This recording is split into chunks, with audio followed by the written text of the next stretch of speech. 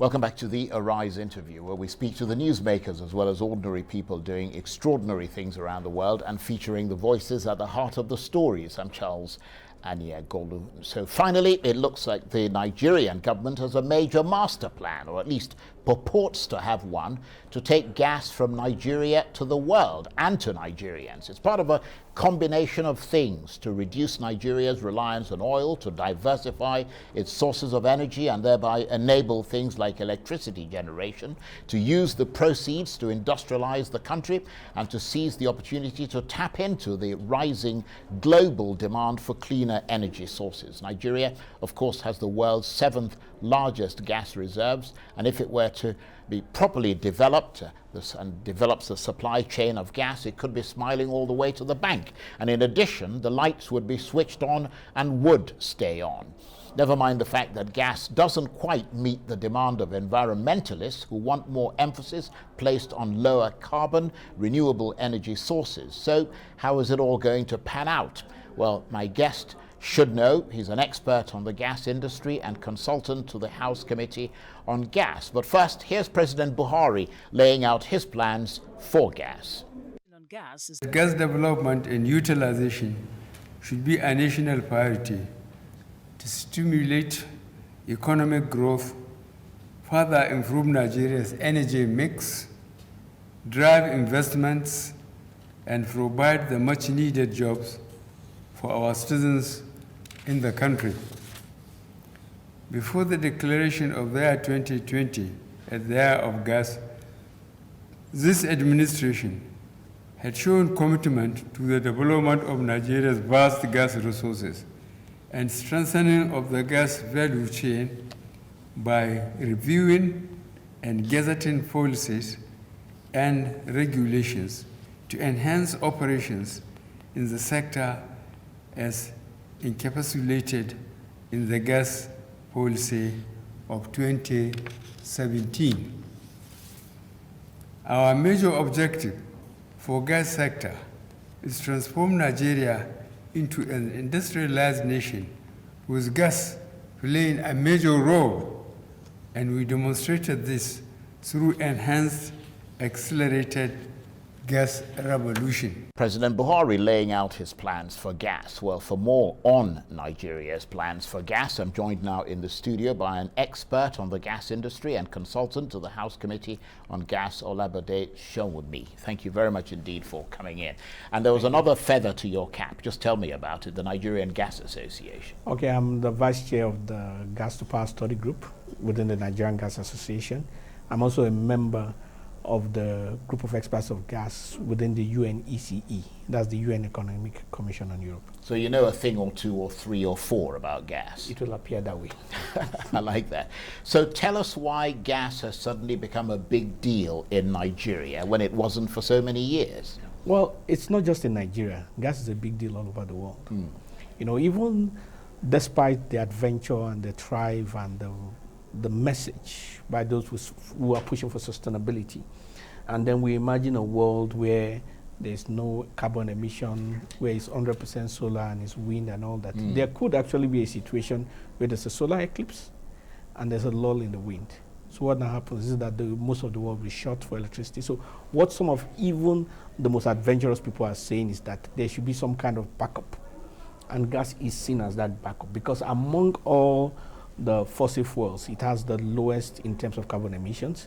And actually, when a nation... But it's still a fossil fuel. It's still a fossil fuel, right. But you can actually use it to meet your CO2 targets because it has one of the lowest. So basically, if a country like Nigeria is planning to do, switches from petrol and uses gas, you will have significantly lower emissions. Well, there's a lot to talk about in that direction, and I'm glad you're the one who's here talking about it, because global demand, for example, let's talk about cleaner energy sources, that is growing, and that's, I suppose, partly why Nigeria is moving in that direction. I mean, beyond the fact that it has enormous reserves, and it would make sense to move in that direction. I think Nigeria is also moving into it as a result of gasping for breath, so to speak.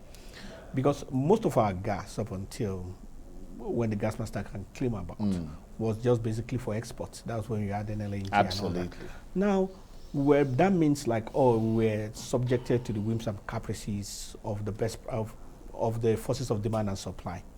But what we now found out is that if we actually develop our own market, in terms of developing our market to absorb and digest the gas, you could even have significantly more benefits. And it's not just in the fact that we're able to pay for it, but it's in the fact that it produces jobs. The gas master plan, in terms of policy, has three major anchors. It has the gas to power, basically gas used for electricity and the whole shebang. You have gas to industries, where gas is used as a fuel within industry. And then you have gas-based industries. Those are the industries that uses gas as raw material. Sure. So you're talking about methanol, you're talking about fertilizer, you're talking about... So with the amount of gas that we have, if we even continue burning them as we're burning them now with such reckless abandon, we'll probably need 300 years to finish it. So rather, why don't we make a plan for it? And so one of the plans for it is to ensure that we could have industries that are gas-based in every single state. The meaning of that is that, first of all, these states who have these industries can now become self-generating. You will recall that Ogun State has grown to the third highest income-generating state within less than 4 years. It is not because they are close to Lagos, but because Ogun State has developed 3 industrial clusters. And those industrial clusters has made them to be able to use the gas. And the taxes that comes from one single industry will probably account for tens, if not hundreds of thousands of employees in all that. So basically, what that means is that by the time Anambra begins to develop its own industries, by the time Taraba begins to develop its own industries, a lot of people who found the cities attractive suddenly realize that, if I'm able to provide support services to these industries, I can do a turnover of 50 million a year. That will probably equate to a turnover of 100 million living in Abuja or living in Lagos. And then I'm with my people, there's less trouble, I can become a chief, the whole shebang. No, I understand what you mean. You're talking about even development within the country. Yeah, it's at the moment, of course, it's all purely speculative. Because you mentioned the export side, that is tried and tested. Yeah. But where there is a problem is the domestic side, isn't there? Because of a lack of infrastructure. Yes, primarily. But you will realize that the government has done a few things. There's the ELPS, that's the Escovos-Lagos pipeline. There is the OB3, Obiafo-Bricom pipeline. And then there's the much talked about AKK. Now the AKK runs from Ajaokuta to Kano and Kaduna, which opens basically the other half of Nigeria, but it's connected with the OB3. The implication of this is that any place where this pipeline passes through, there's an opportunity for every state that is in there to connect to that gas and develop an industrial park. So it's not even just the states that it passes through, the states that are close by. So you're talking about Benue, you're talking about Kwara, you're talking about Kogi, you're talking about Niger, you're talking about Ekiti, you're talking about even Nasarawa. And then, of course, you talk about Kaduna, you talk about Kano, you talk about Katsina. What they have done, one of the first, in fact, the only state I know for now that has taken an advantage of that is the Kaduna state government. He has done their own master plan in terms of an industrial park, something that will revive the textile industries and revive some new industries, and submitted it to the NNPC while they're doing it and say, okay, this is the map, this is where we are looking at doing things. What we want you to do is to move your development of your pipeline so that it becomes easier for, our industries when they start to come up. It is the same kind of energy that you should expect from some of the supporting states, because the journey of 1,000 miles begins in a day. I understand that, but what I want to be clear on is the state of the infrastructure deficit at the moment. How bad, because you've talked about all these things, but what's the state of the infrastructure deficit, and what is Nigeria going to do about that? The state of our infrastructure deficit is not where it should be. It's the same everywhere. As far as gas is concerned. As far as gas is concerned, and definitely, it's not where it should be. But what we're saying is that rather than putting ourselves in a scenario where we throw up our hands and have pity parties and we are pointing fingers. Why don't we do something? Because the entrepreneurial spirit is something that makes something irrespective of the conditions. Sure, absolutely. So what we're saying now is that this is what is available. What is available is that the government is building the AKK pipeline.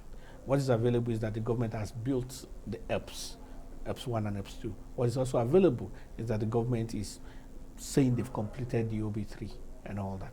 So why don't we use this existing infrastructure, howbeit little, and maximize it? So that's the point. Because if we start to analyze the future is a promissory note. There are no guarantees. Absolutely. If we start to look into the past, it's a cancelled check. It is gone. Today is available cash. Right. Let's spend it wisely. That's a good point. But let's look at something that is absolutely critical to Nigerians, and that is the issue of electricity.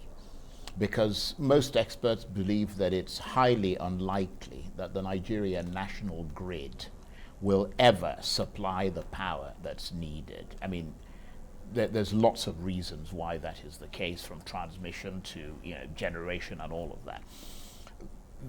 So that makes the utilization of natural gas more natural, doesn't it?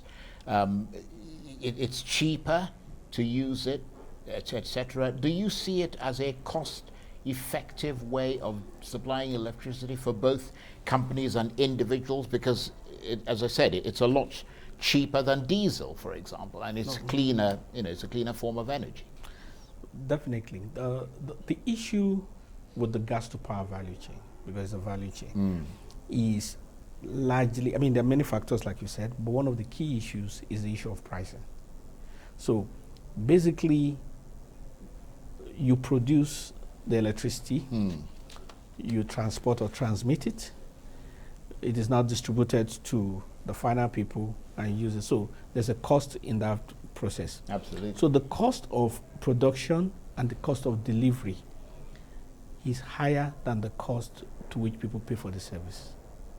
So basically, if we are delivering at 100 naira and people are paying 80 naira, and then this is just for analysis, there is no amount of ingenuity that you can solve that that you can use to solve that problem. But another issue, but where there's a catch-22 to it, is that power is such a political hotcake, in the sense that if a government does not manage the power situation alone, it can upturn the government.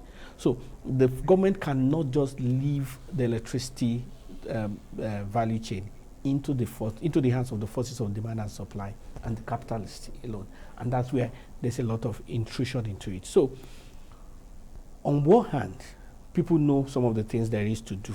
On another hand, the things that need to be done are not things that can easily be done.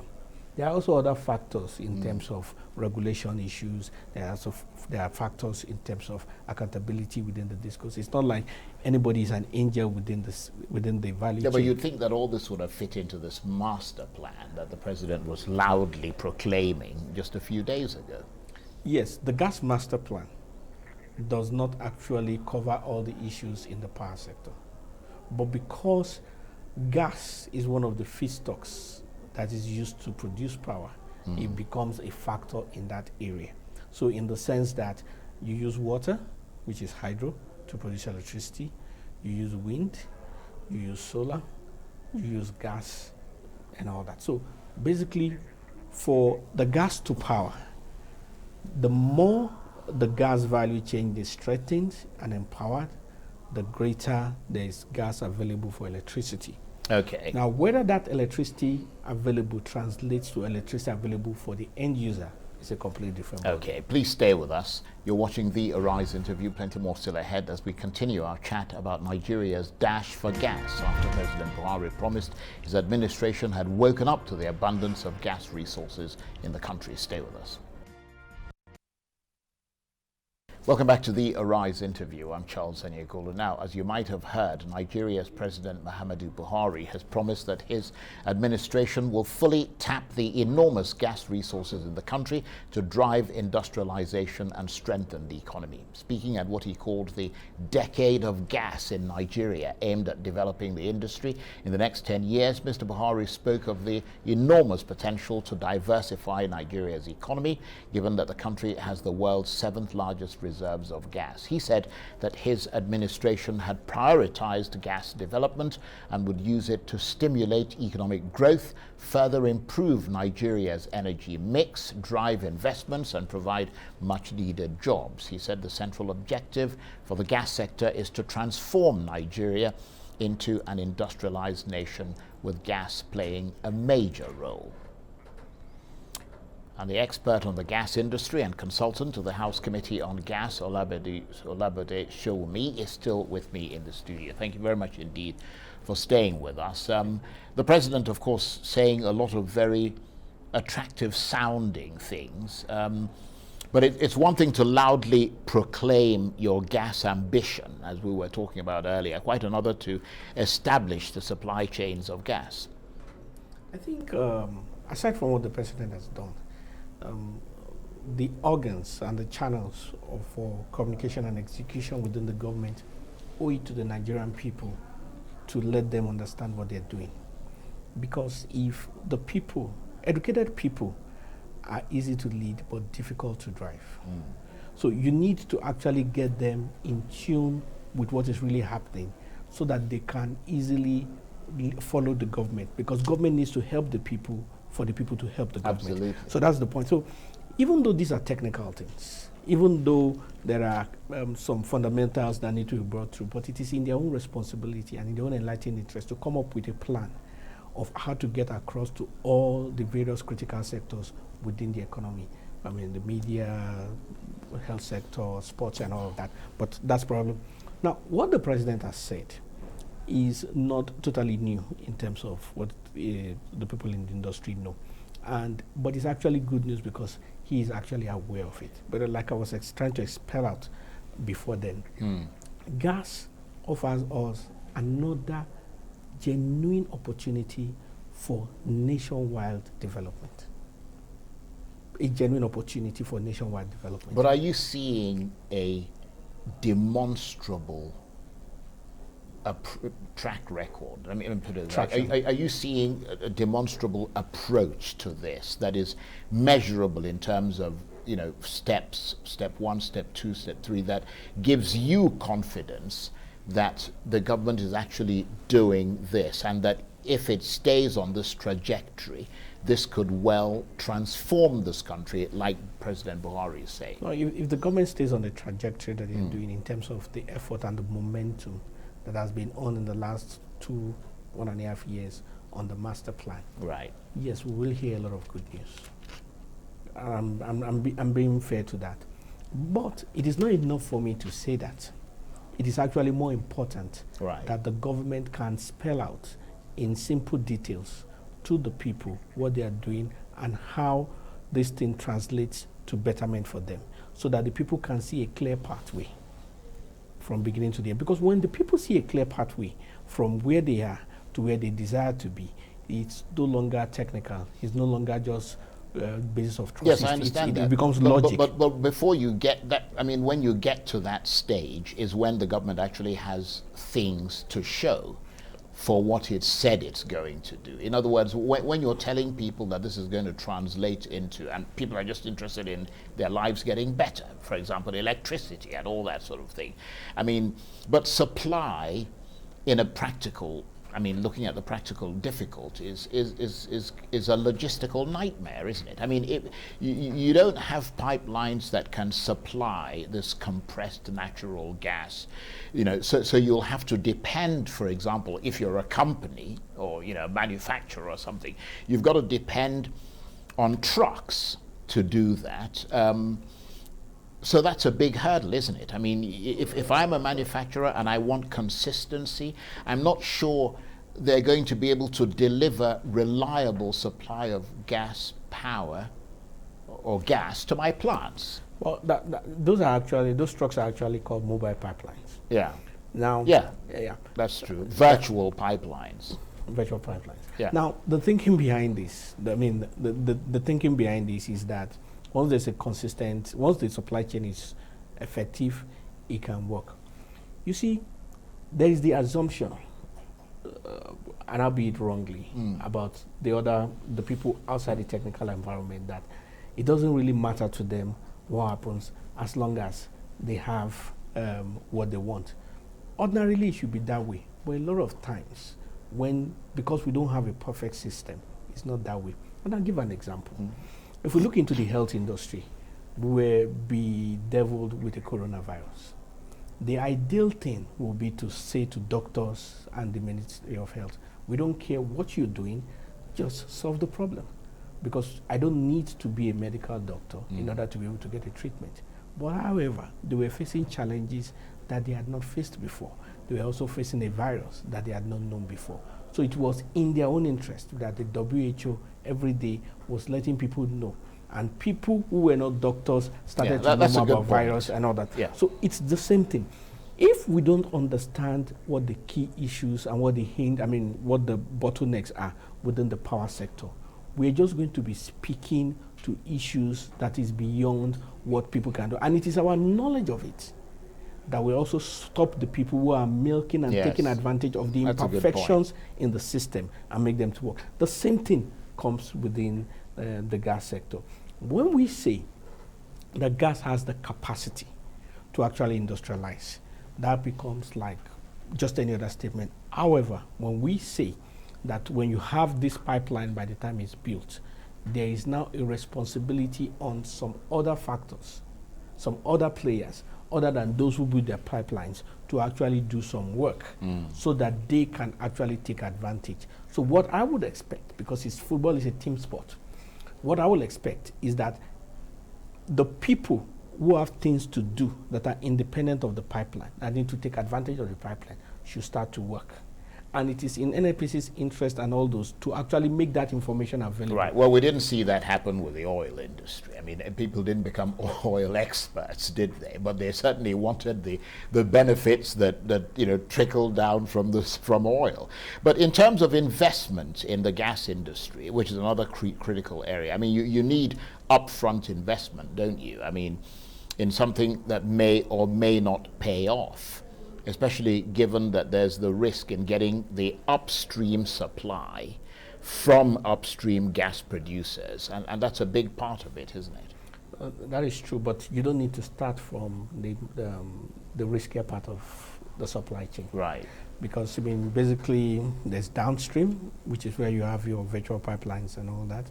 There's the midstream, where you have your refineries, your methanol plants and all that, as well as having your pipelines, and then the upstream. So basically, you could actually just be a connector. Right, but what about people who have the requisite expertise in this field? Are there a lot of people in Nigeria who have that experience? Let's just say we have a critical mass of people. Because there's one thing to have the experience. Right. There's another thing to have the spirit or the ethos of the entrepreneur. Okay, let me just get this, because we're almost out of time in. Are you seeing people offshore who are interested in this market, gas market? Yes, they're interested in the gas market once we have some things sorted out, one of which is the PIB. Right. It becomes critical to do that. And then they see some amount of political will, some initiations by certain government-related people. Then you see a lot of people coming in.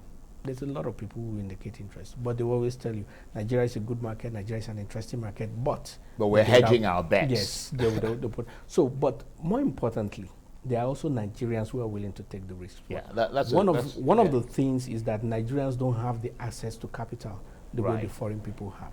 But some of that is also changing. So we need to develop the competence. We need to move into that space. Right, okay. I want to thank you very much indeed. Very, very interesting talking with you. Olabode Sowunmi is an expert on the gas industry and consultant to the House Committee on Gas. That's it for this edition of the Arise interview. Join us again tomorrow from me and the entire team here in Abuja and Washington. Bye-bye, and thank you for watching.